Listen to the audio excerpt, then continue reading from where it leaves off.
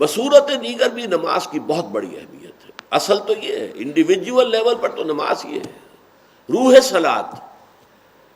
لیکن جیسے یہ کہ یہ ہمارے سوشل جو کنسٹرکشن ہے مسلمان معاشرے کی، اس کا مین پیوٹ ہے یہ نماز.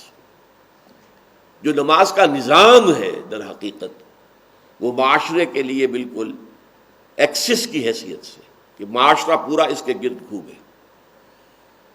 اور جس طریقے سے یہ جمع کرتی ہے، کچھ لوگ دن میں 5 مرتبہ جمع ہو رہے ہیں، ایک بڑی آبادی کے لوگ. اب یہ تو بدقسمتی ہماری کہ ایک ایک مسجد میں 2 جامع مسجدیں ایک ایک گلی میں ہو جاتی ہیں. یہ تو اسلام کے مطابق نہیں ہے. اسلامی ریاست ہو تو جامع مسجدیں ریاست کے تابع ہوں گی. کوئی خود اپنی مسجد بنا کر جو ہے اور وہ وہاں خطیب بن کر جو ہے خود ساختہ خطیب وہ خطبہ نہیں دے سکتا. ہاں، عام مسجد جو چاہو بنا لو، 5 وقتہ نماز کے لیے جتنی چاہو مسجدیں بنا لو. مسجد جامع وہ تو کوئی ایک یونٹ ہوگا. پرانے زمانے میں گرداوری کا رقبہ کہلاتا تھا، وہ ایک گرداور کا رقبہ جو اس میں ایک مسجد ہوگی، جامع مسجد ایک ہوگی. اب آپ یونین کمیٹی کہہ لیں، جو بھی کہہ لیں، اس کا ایک نظام، اور خطیب حکومت کا.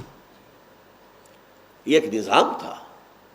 اسلامی ریاست کے نظام کا ایک بہت بڑا حصہ جو ہے وہ یہ نماز ہے. پھر یہ کہ عیدین کی نماز ہے. چھوٹے شہر ہوں تو وہاں ایک نماز عید کی ہوتی ہے، ہر جگہ پر لوگ وہیں پہ جمع ہو جاتے ہیں. اگرچہ فرقے وارانہ بنیاد کے اوپر وہاں پر بھی کئی عیدیں ہوتی ہیں. یہ عید جو ہے بریلویوں کی ہو رہی ہے، یہ دیوبندیوں کی ہو رہی ہے، اور یہ وہابیوں کی اہل حدیث کی ہو رہی ہے.